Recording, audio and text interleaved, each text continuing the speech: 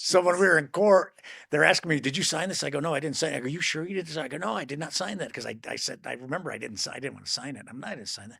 And then he started to walk away. Well, let me. And I says, "I'm sorry, that's not true. I did sign that." He goes, "You did?" I go, "Where's your name?" I go, "I didn't sign my name. I signed Semper Fi." So then he started again with the Semper Fi.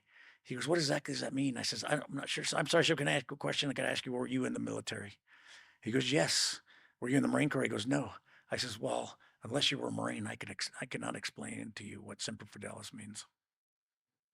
And the judge cut him off. Oh, man. And then that was it. And we went to lunch. And when we came back, they said, "We're done." They settled. They did. Yeah.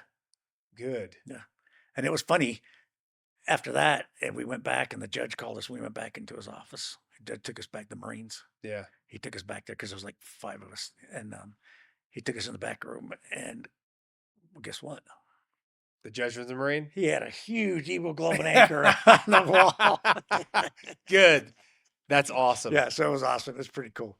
So Jerry got a lot of money, and I mean a ton of money, Yeah. and he moved into Bel Air, California, bought a house, tore it down, and built a new one.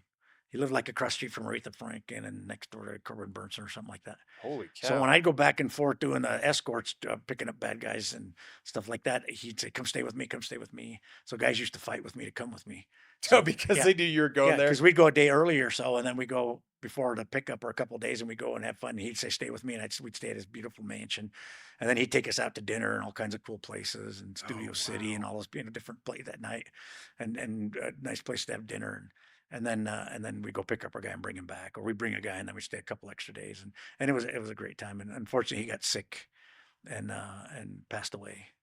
Yeah, so Sorry to hear that. yeah, but he was a good guy. I When mean, when did he pass away? oh shoot, in 1990, I think. Okay, so a Yeah, while ago. yeah, it's been a I mean, while. he was pretty old at that He was point, right? older at the time. He got sick and had some heart problems and a bunch of stuff like that. And he left the family behind. But he he actually spent time in prison when he was younger because and they were trying to use that on him too, because he got caught with some marijuana, like a joint of marijuana when he was young, Wow. and did like a couple of years in prison. So they were trying to use that on him and all Years kinds of in stuff. prison for Like 1 year, marijuana? yeah, back in the day, yeah.